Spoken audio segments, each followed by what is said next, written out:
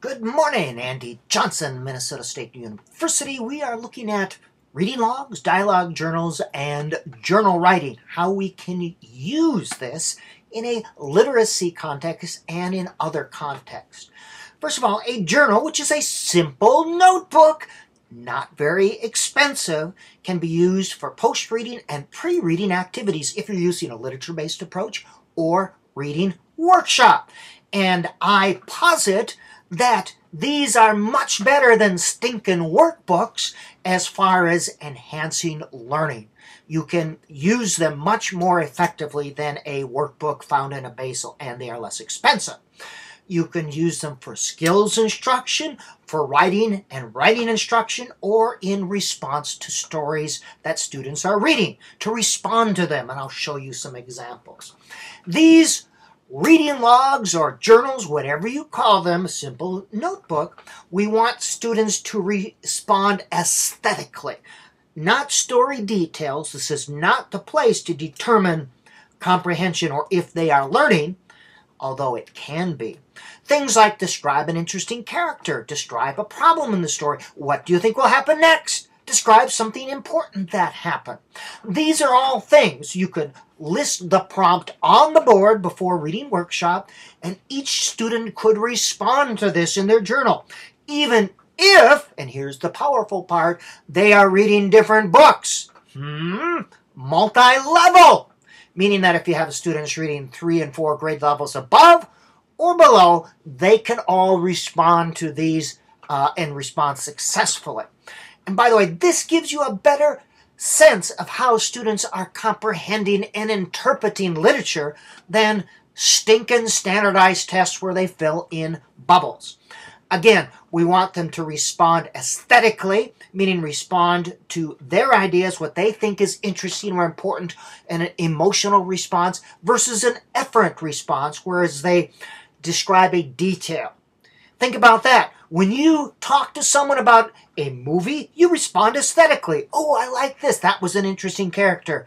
You don't respond efferently. Oh, yes, in scene number 3, they were wearing a dress. This is the climax of that movie. Right? On board before silent reading, again, you put the prompt on the board before they begin. And 6, you want to keep reading logs and journals in a special place. In your classroom, don't have students keep it in their desk, their reading log or journal, because it becomes lost, or they rip out pages for math or for other assignments. Students need to know that this is a sacred place. Keep them on a shelf or in a milk box. When it's time for reading, have students get their book and get their reading logs and begin reading workshop or literature-based instruction.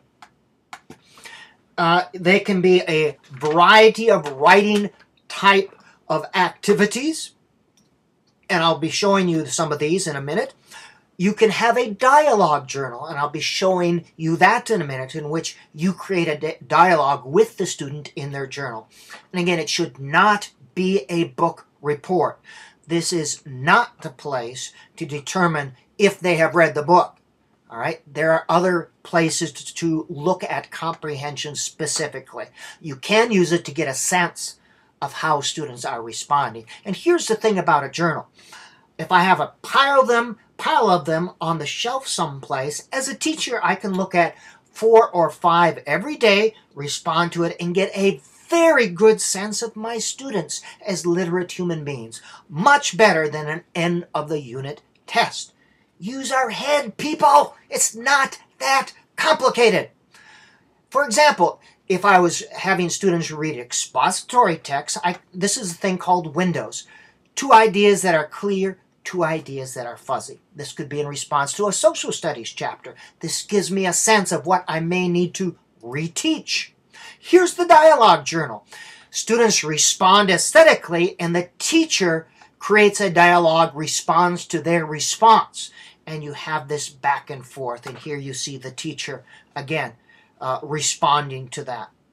And you have a back and forth. Here's one idea of a reading log, something like this, and you're limited only by your imagination. Title, all right, characters, setting, conflicts, etc. That's one way to do it. You can buy commercial things where you run things off. I wouldn't recommend it, but it's one thing you can do. All right.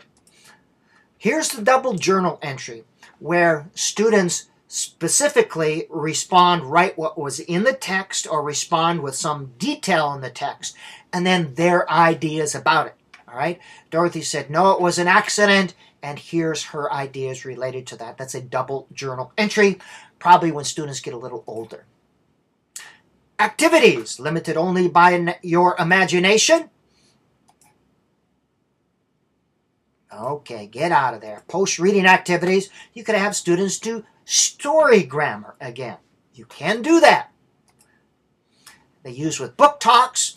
I use story grammar to teach students how to tell someone about the stories they've read. Analyze story parts, interesting things that happen in the beginning, the middle, and the end. All right? Some ideas. Feelings chart, story events, characters, how each character felt about that event. Comparing chart, Dorothy's bad day, my bad day. Again, limited only by your imagination. Adjectives, ordering adjectives, arrange chapter adjectives that are most like you to least like you. Here are some interesting ways to reinforce grammar. Describing adjectives, tell students to list 1 to 5 story adjectives that describe their day, their week. List 1, the left, describe the connection on the right. All right, you could list the adjective on the left, and then students describe the connection on the right in their journals. Adjectives of our lives. Given the story adjectives, students describe various events or moments in their lives related to the adjective. Here's the adjective, hurried. Describe something in your life that is hurried. Predictogram. Again, post-reading activities. What do you think will happen next? List text clues and make your prediction. Please let our children read. End part 1.